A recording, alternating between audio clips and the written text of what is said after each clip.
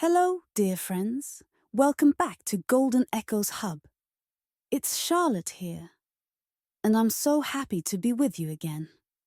If you're just joining us, we're sharing a new story every 2 hours today as part of our launch collection. This one's called Why I Started Dancing Again After 60. A tale about rediscovering a piece of myself I thought I'd lost forever. So find a comfy spot, maybe with a warm blanket, and let's step back to a quiet summer evening in 1995. My name's Charlotte Harper. I'm 80 now, living in my little cottage in Asheville, North Carolina, where the air smells of roses and the mornings are quiet enough to hear the birds. But today, I want to take you back to a time when I was 60. A time when I felt like the best parts of me had faded away, only to find them again in the most unexpected way. It was the summer of 1995. I'd just turned 60 a few months earlier, and I'll be honest, it wasn't the celebration I'd hoped for. My husband, Tom, had passed away 3 years before, after a long battle with heart disease. We'd been married 35 years, and losing him left a hole I didn't know how to fill. Our 2 children, Emily and Daniel, were grown and living their own lives. Emily in Raleigh with her little ones, and Daniel out in California, chasing his dreams. I was proud of them, but their absence made the house feel so empty. I'd always been a lively woman. Back in my 20s and 30s, Tom and I loved to dance. We'd go to the local dance hall in town every Saturday night, twirling to big band music or swaying to a slow waltz. I'd wear my favorite blue dress, the one with the flared skirt that spun out when Tom dipped me. He'd laugh and say, "Charlotte, you're the best dancer in Asheville." And I'd blush and tell him to hush. Those nights were magic, full of laughter, music, and the kind of love that felt like it'd last forever. But after Tom passed, I stopped dancing. The dance hall closed down in the 80s, and even if it hadn't, I couldn't imagine going without him. I packed away my blue dress, tucked it into a box in the attic, and told myself that part of my life was over. At 60, I felt, well, old. My knees ached a little. My back wasn't what it used to be, and I'd gained a few pounds over the years. I'd look in the mirror and think, who is this woman? Where did the girl who danced till midnight go? That summer, I was in a bit of a rut. I'd spend my days tending the garden, knitting scarves for the grandkids, or flipping through old photo albums. But there was this heaviness in my chest, like I was just going through the motions. I missed Tom. I missed the way I used to feel. Alive, free, full of joy. I'd sit on my porch in the evenings, watching the sun dip below the mountains, and wonder if this was all there was left for me. Then, one evening in July, something changed. I was sipping tea on the porch when I heard music drifting over from the community center down the road. It was faint at first, just a melody I couldn't quite place. But it grew louder as I listened, a swing tune, the kind Tom and I used to dance to. I set my cup down, slipped on my shoes, and followed the sound, almost without thinking. It was like my feet knew where to go before my mind caught up. The community center was lit up, with string lights hanging outside and people milling around. They were hosting a summer dance night, something new, a way to bring folks together. I stood at the edge of the lawn, watching couples sway to the music. There were young folks, families with kids, and a few older faces I recognized from church. I felt a pang in my chest, a mix of longing and fear. I hadn't danced in years. What if I looked foolish? What if my knees gave out? I was about to turn back when someone called my name.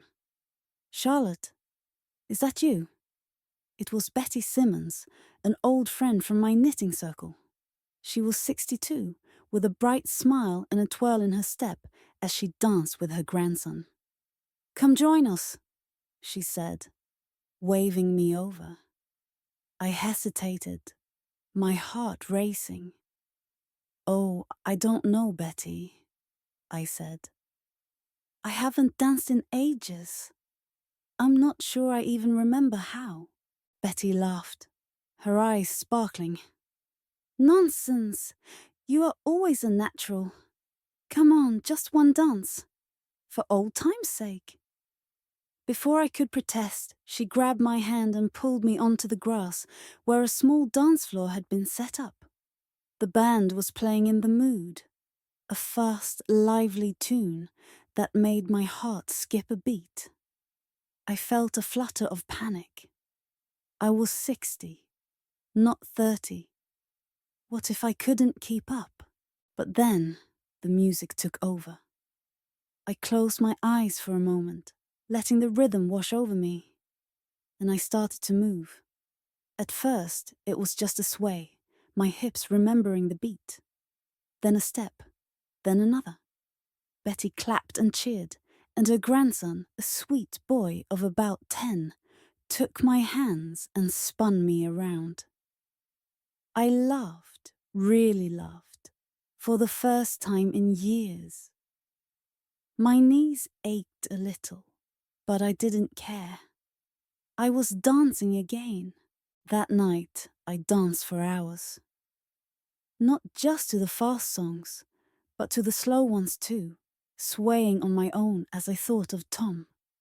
I could almost feel him there, his hand on my waist, his voice in my ear. When the band played Moonlight Serenade, I closed my eyes and let the memories flood back. Those Saturday nights at the dance hall, the way Tom's laughter filled the room. I felt alive in a way I hadn't in so long. After that night, I made a promise to myself. I wasn't going to let dancing slip away again. The community center started hosting dance nights every month, and I went to every single one. I even signed up for a senior dance class at the local rec center, where I learned a few new steps. Nothing too fancy, just enough to keep me moving. I bought a new dress, not blue like the old one, but a soft lavender that made me feel pretty again. My knees still ached sometimes, but the more I danced, the stronger I felt. It was like my body was waking up after a long sleep. Dancing brought more than just movement back into my life. It brought people. I made friends at those dance nights, women my age who'd also lost their husbands, who understood the ache of an empty house. We'd laugh and share stories, and sometimes we'd cry together, but we always danced. Betty became my closest friend, and we'd spend hours practicing our steps, giggling like schoolgirls when we got them wrong. Now, at 80, I still dance. Not as often and not as fast, but I still put on my lavender dress and sway to the old tunes in my living room. Sometime Emily brings the grandkids over and I teach them a few steps, just like Tom and I used to dream of doing. They laugh and say, "Grandma, you're so cool." And I smile because I feel it. I feel cool and young and alive. Looking back, I realized that starting to dance again at 60 wasn't just about the music or the movement. It was about finding myself again, the part of me that loved to laugh, to feel the rhythm, to live with joy. It taught me that age is just a number. And as long as we're here, we can still find new ways to shine. That's my story for today, dear friends. If dancing, or anything else, has ever brought joy back into your life, I'd love to hear about it in the comments. We've got more stories coming today. Join me at noon for the next one, about a neighbor who taught me to fight loneliness.